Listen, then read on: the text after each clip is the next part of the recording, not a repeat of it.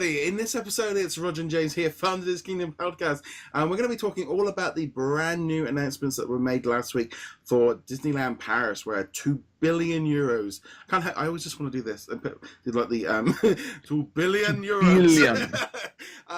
They're going to be spent on bringing brand new attractions and lands to Walt Disney Studios Park in Disneyland Paris Resort. We're going to be getting a brand new Frozen themed area.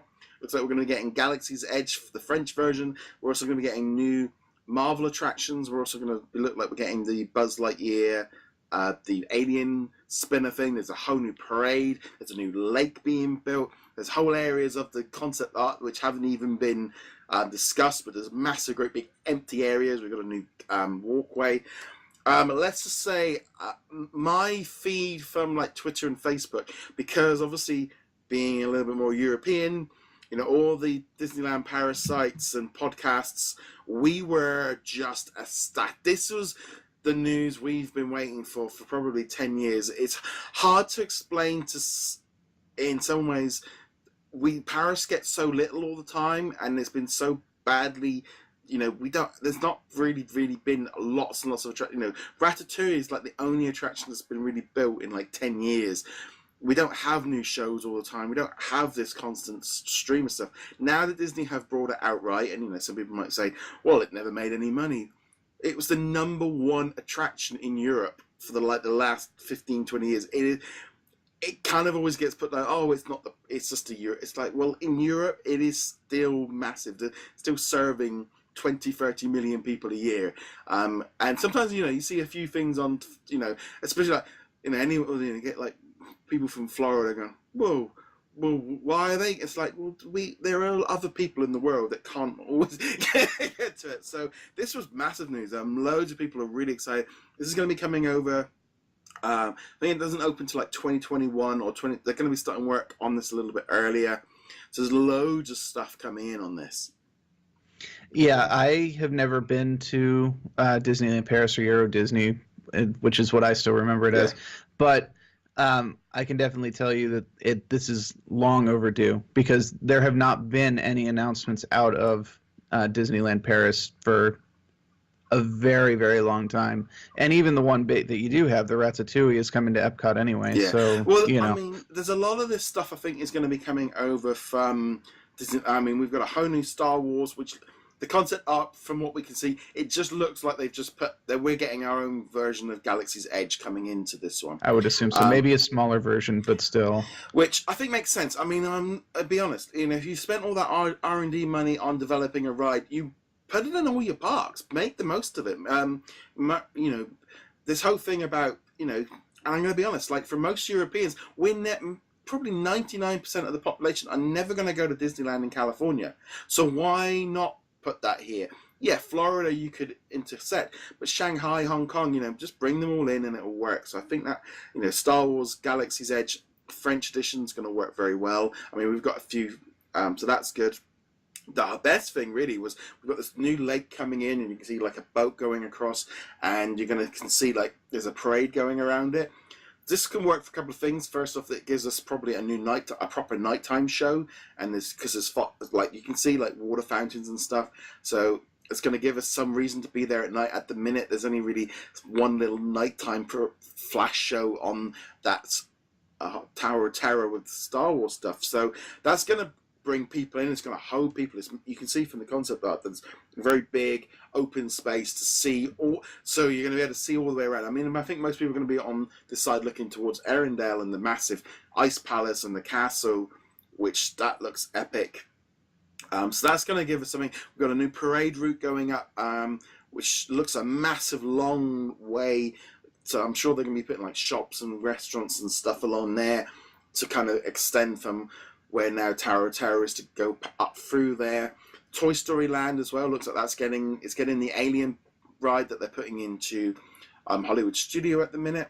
Because to be honest, most of what is in the Pixar place right now in Disney's Hollywood Studios is now coming over to Hollywood Studios anyway. So that kind of makes sense. But there's lots of big areas of just empty space, which I think they need that as well. True. And I will admit, I think the biggest one for me in addition to say Star Wars Land, is the reimagining of the Rock and Roller Coaster into the Iron Man ride, which I definitely thematically am far more excited about. Nothing wrong with the Rock and Roller Coaster, but for me, I'm like, yeah, bring on Iron Man, and we'll see what they do with it. That in and of itself could be like, I kind of want to go and do this. I need to make a European trip at some point. Well, they kind of announced at the D23 Expo in Japan a couple of weeks ago right, that they were going to be bringing that over to it. I think there's going to be some more Marvel stuff going in there.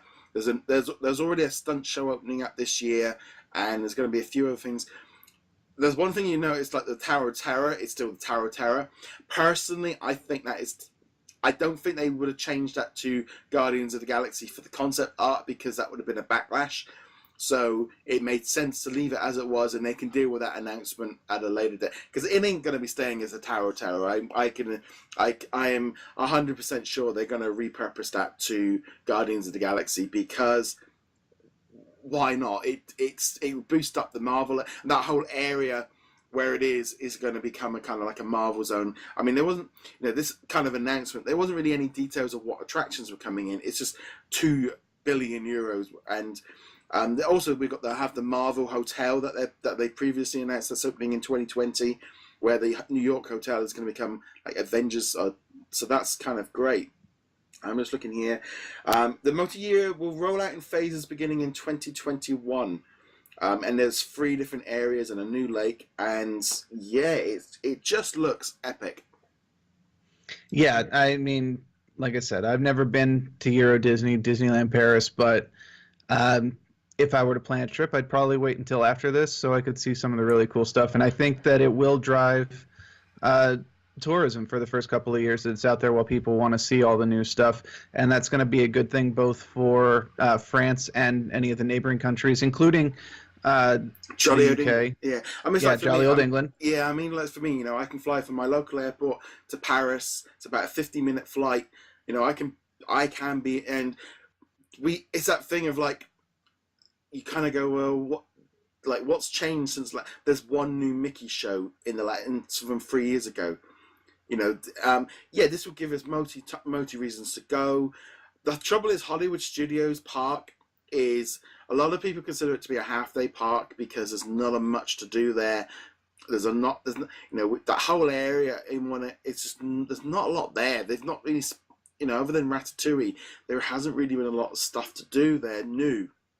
And the big problem I think with Paris was that because it was owned by the government, there was other investors from overseas as well involved in it. Disney it's that kind of thing of like, we need to spend 2 billion euros on this place. Well, Disney go, well, we got our percentage. We want some, you guys have got to put in as well. If they're all turning around saying no because you're not bringing us an investment, it doesn't. I mean, like now Disney don't have to pay themselves their own licensing fee. They've got full control over it. They can start pushing the merchandise. They've now got full control, so they can now do what they want. And also, it means then that they can spread out these rides and these attractions. And I think this is why we've not had anything new for so long, was because Disney have been holding back the cash to when they had full control, because Disney had to buy the thing.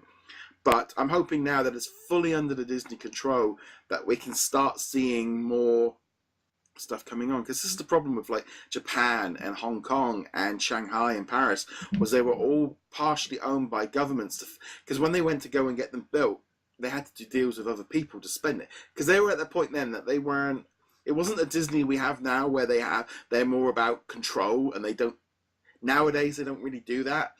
Now they want full control, and they want that kind of, they've got the money to put it behind them. The Disney of 20, 30 years ago, when all these parks got built, they were very much in that kind of outsourcing and getting somebody else to take all the risk kind of thing. Yeah, it's the company that reinvents itself every couple of years and deciding whether they want to control everything or they want to outsource everything.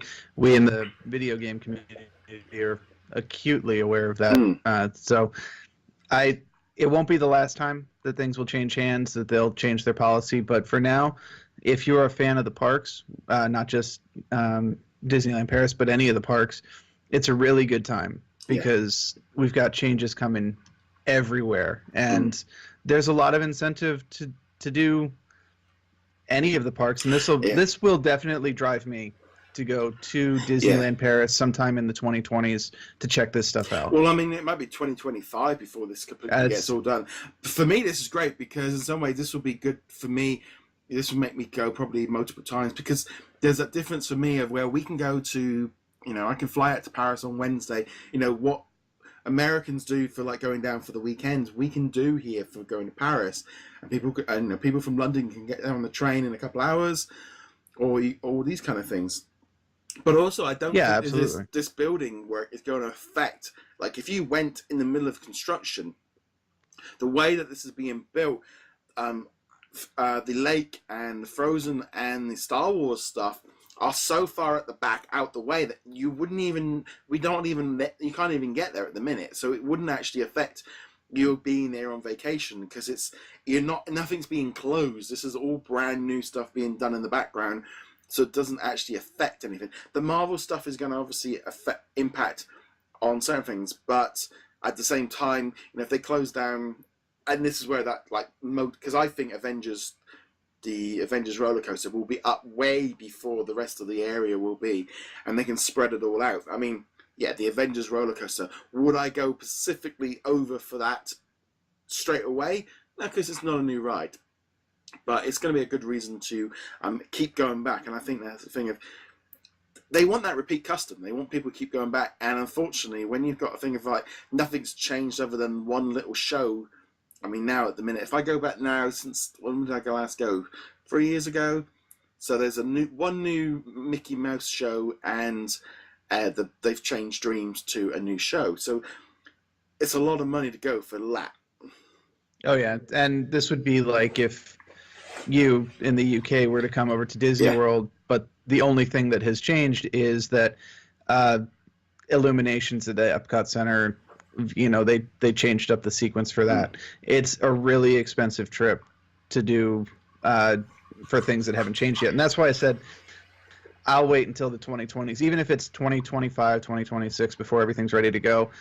If it's going to be an expensive trip to go over to Europe, I'm going to wait until I can get the most bang for my buck out of it. And that's how most people treat Disney trips in general. So, but also in some way, this is more about getting the Europeans for the next 5-10 years of being able to go each summer and each winter as well. When we've got television crews go, when we've got the adverts going, it'd be like, come to Paris because now we've got Iron Man ride. This year we've got the Summer of Heroes. We've got a load of Marvel content going on. We had we had in the winter they pushed the. There's that thing now of like, oh, we could go for this, or we could go do that, or we could go do this. Unfortunately, my wife has said, having gone last time, we've been in the summer and we've been in the winter. My wife says, I never want to go in the winter again when we're walking around and there's ice on Big Thunder Mountain and stuff. She said, it's not fun. As much as I'm going, look, they got a new Star Wars show. She said, no, we.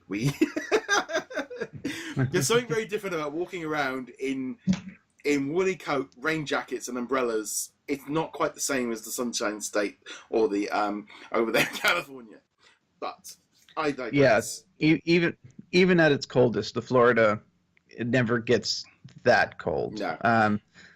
I've definitely been at the parks where like, oh, you should bring a jacket. It's going to be a nippy 50 degrees. And sure. That's fine. I think I'll be okay. Yeah, no. This is going to be great. I mean, this is going to bring a massive influx in new everything. Because you're also going to see new restaurants, new shops, new merchandise, new. I mean, this is essentially building like half a new theme park. This is like, in all fairness, they could obviously, if they just put the lake and these new free areas around it, they could have called it their third park. That's how big this probably area could be, and that. It's definitely going to be great to see sort of Paris getting a lot of love. And like I said, there was so much buzz around within the Disneyland Paris community of just love for it. And yeah, as you can tell, I'm excited for this. As you should be, because Disneyland Paris has not gotten the love that it needs. That all the attention has been on, the new opening in China a couple of years ago, and then announcements around Galaxy's Edge and Toy Story Land, and Disneyland Paris has been sitting over there like, we exist, guys. We need something. We need some money. all French people, please send your hate mail to Roger, not to me. Yeah. Je m'appelle Roger. Got to use my GCSE French in here for a little bit of that. On that note, guys, thank you very much for watching us. Be sure to check us out over at DisKingdom.com. Hit us up on all the different social medias. You can follow on the audio and video platforms. James, where can they find you? Find me at heroiclegacy.com. And au revoir, s'il vous plaît.